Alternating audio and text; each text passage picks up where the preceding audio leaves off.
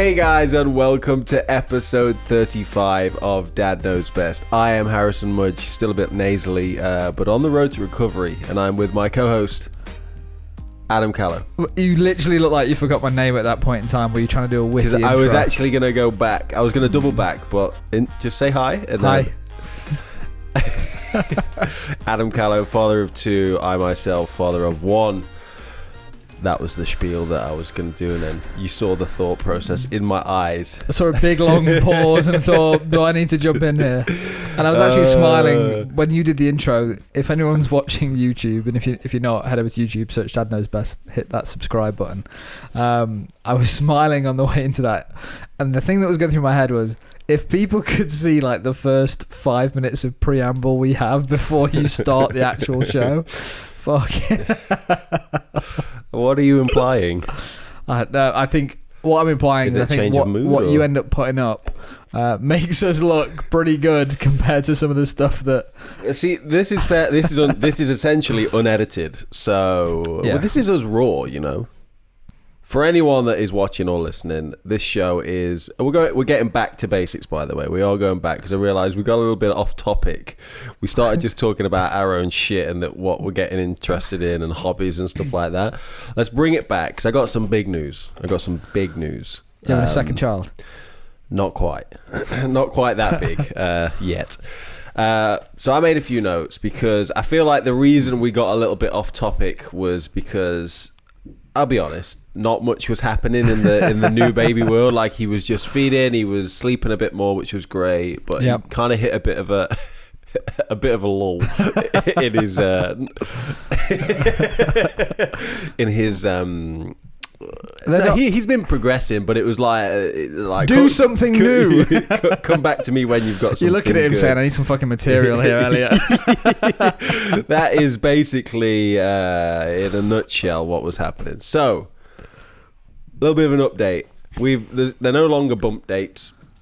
I can't think of a witty name for it right now, but yeah, for my little boy, couple of notes. Last night was a particularly proud moment, and I'll say that now. Now I know what proud means because I actually genuinely think I felt it last night. Wow.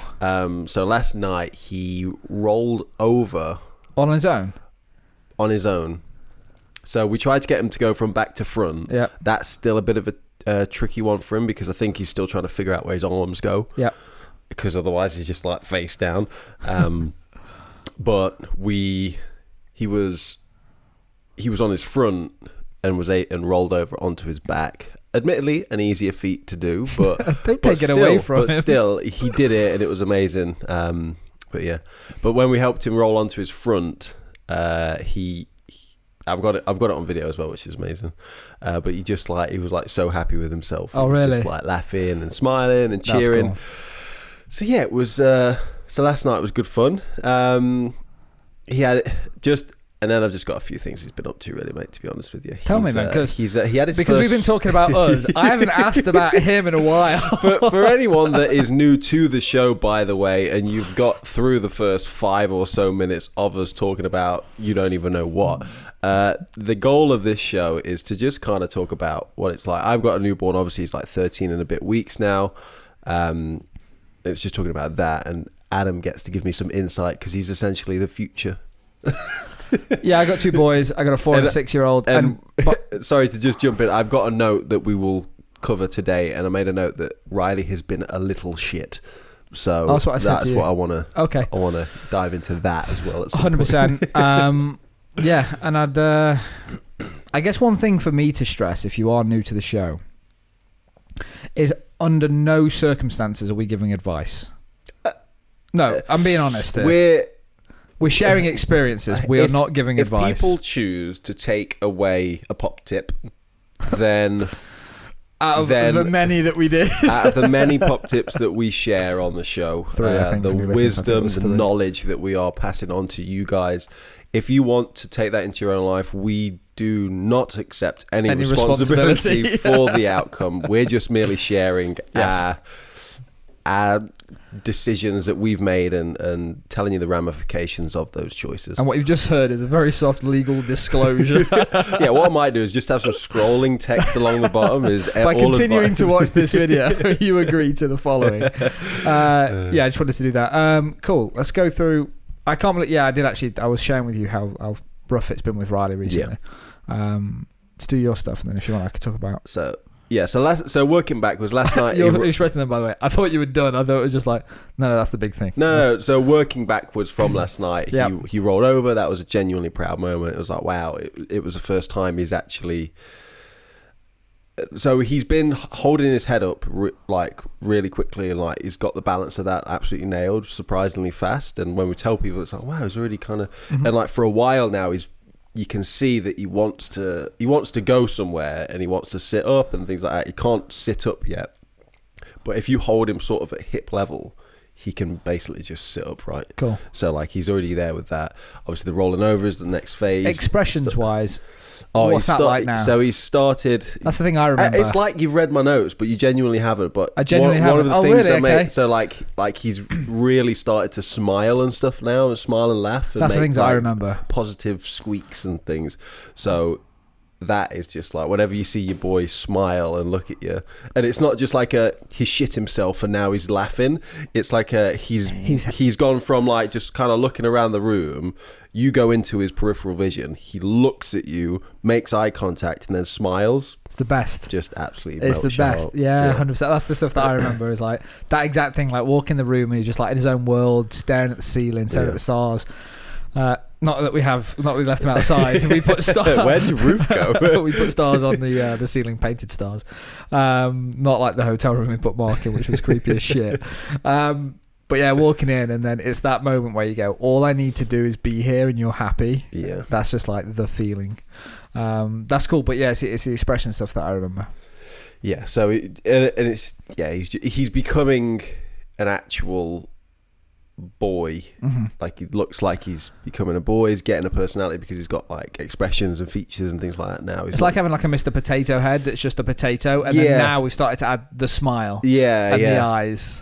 That's probably we just lost a few subscribers. We'll go with Mr. Potato. To be fair, my analogy wasn't much better, but like they're just like a ball of, when they're babies, they're pretty much just a squidgy ball of mush with eyes and a nose and stuff. I think you just described him as Mr. Potato Head. I didn't call him a potato, let the record show. But yeah, they're just slowly becoming more of a person. It's almost...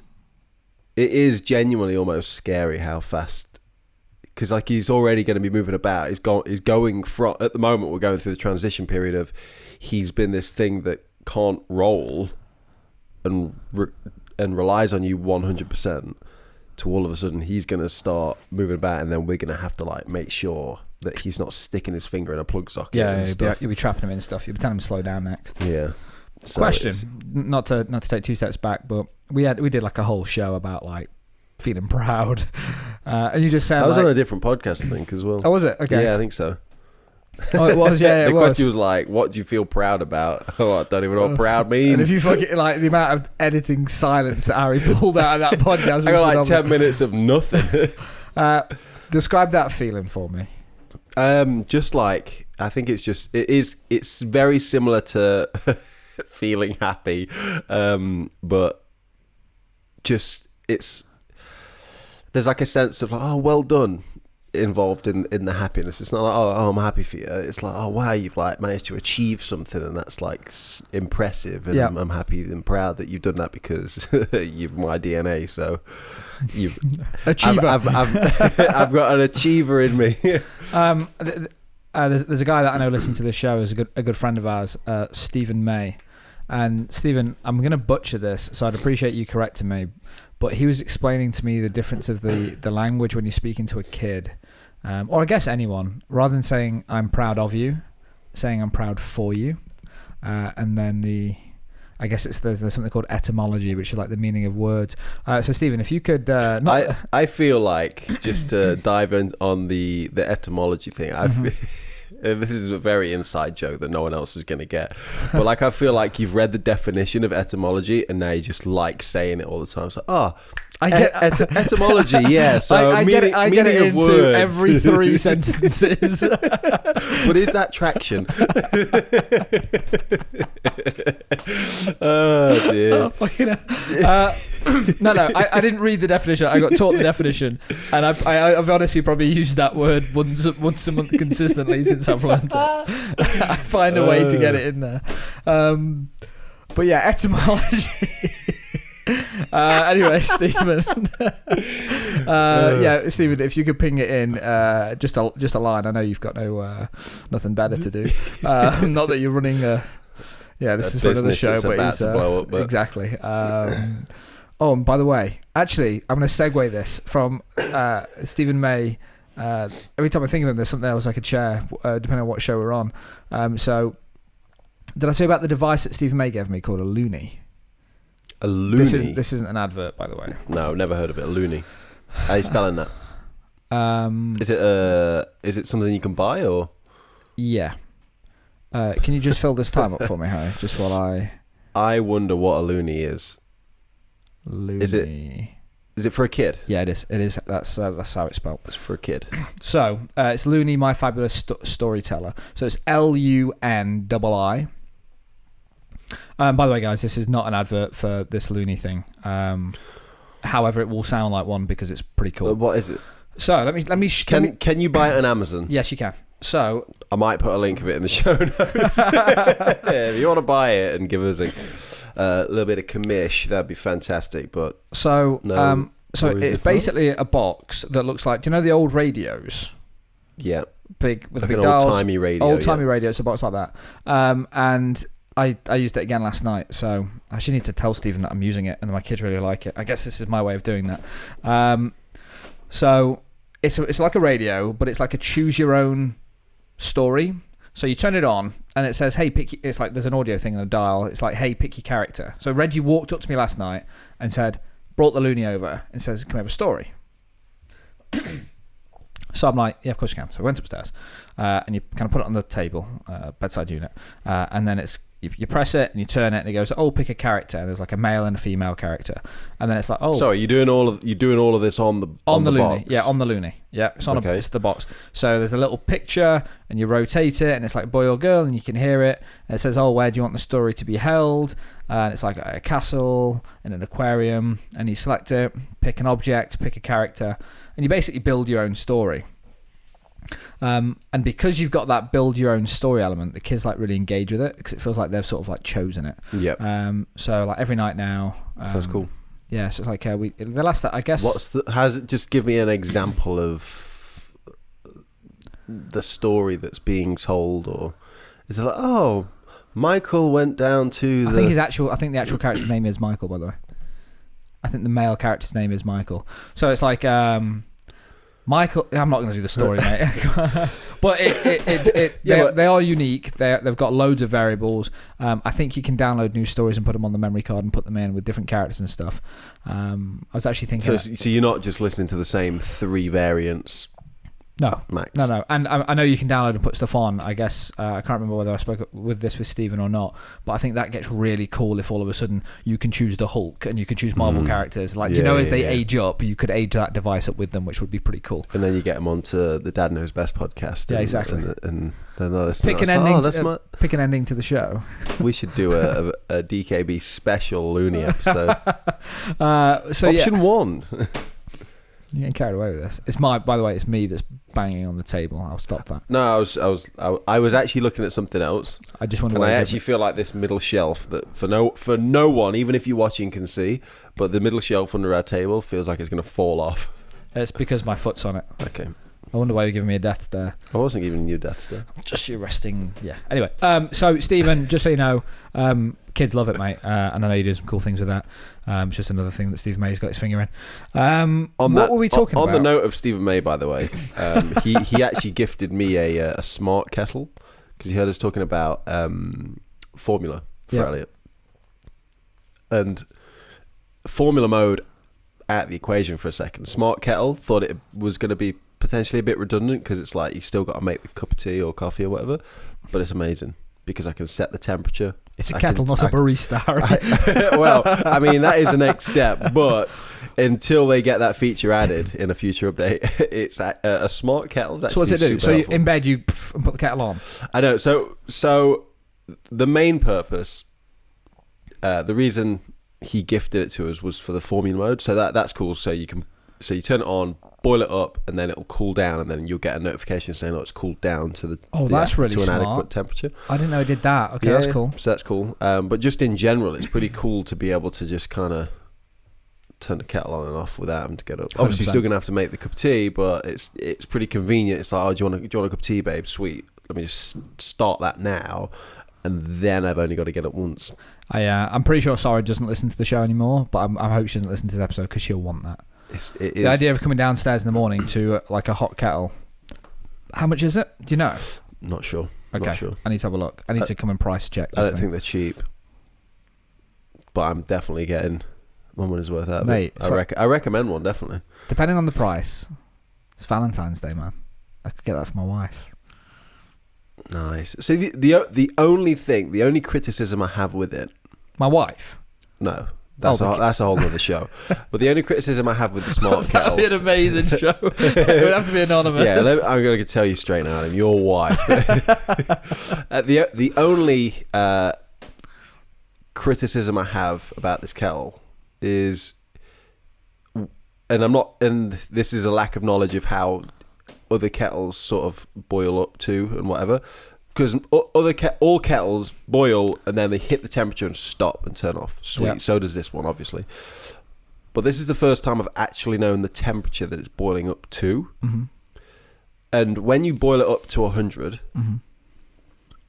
there's a moment, I feel anyway, the lights just went off in the studio, apart from the studio lights, and I realised we need more light in here. We have mood lighting right now. Well, if anyone's watching the YouTube channel, Let me just set the sensor off, guys. we're trying to get the sensors working. There you go. That's what, if you stick your leg out, that's probably enough. Okay. My big arm. Please don't edit this out. And then, by the way, if there's any reason ever to head over to YouTube and Scrub watch forward this, to about sort of 18 to 20 minutes in, and you'll see the blackout that occurred. So what was I saying? Yeah. So like you see the temperature. So I see the boiling up to. temperature, and there's just a moment where there's three options on it as well. There's boil, Yeah. 100. There's coffee, which is 95 degrees. Yeah. And then there's tea, which is 85 degrees. Yep. When the kettle gets to, we completely got off topic as well, by the way, but when the kettle gets They're used to this, Harry. to let's say 95, so 95 seems like the right temperature to boil the kettle to, because it gets to the point where it's boiling, steam's coming out, and then like a couple of seconds later it cuts off. If you boil it to 100, those extra 5 degrees, that kettle boils like nobody's business, bellows out an unworldly amount of steam, and if it's under the counter, genuinely there's that much steam that comes out of it, it's dripping down the walls. Oh wow! So I don't know if You should move the kettle. I don't. We do. Obviously, I'm not an idiot. That's so stupid. Emmy, move the kettle. But Brainwave. But I'm just not. So my question, sort of to myself, and if anyone knows the answer to this, you can either leave a comment down below or you can email dadknowsbest@mbs.fm. But do all kettles boil to like 95 degrees, or are they genuinely boiling to 100? I was not expecting Because this. like our previous kettle boiled to what is the equivalent of 95 on this smart kettle, but this smart kettle, when it's boiling to 100, man, whew, I'll be really honest with you, mate. I've never thought about it. trust me, when you get one for your wife, you'll know what I'm talking about. These feel like very specialist though, that I couldn't go and buy it like off the shelf today. I would imagine John Lewis? You can get it from potentially John Lewis or something. But you think it's like hundreds of pounds, or like, what's your guess? I think it's around the Warner. It's like 120. You know, we could do the research if we had internet. Let's not do the research. But we don't have internet. FUBT open zone. Okay. So was kettles on your list, by the way? It wasn't, but it's on there now. But yeah, so back to feeling proud about my son. So yeah, You're 100% adding an Amazon link to that kettle. I'll add a link because I'll do the research myself. I'll even put the price in the show notes just because then I'll be like, oh, that's how much it was. Cool. But it was gifted to me. But it's a great gift. I love it. Like to the point where I'll even stand in front of the kettle and get the app out to turn it on. And you can set a default as well. Anyway, we're getting bogged down in the weeds of this kettle for another show. Okay, I should do a review of it for an actual review. You should do. We should bring it in. We should put it on this table because this will be.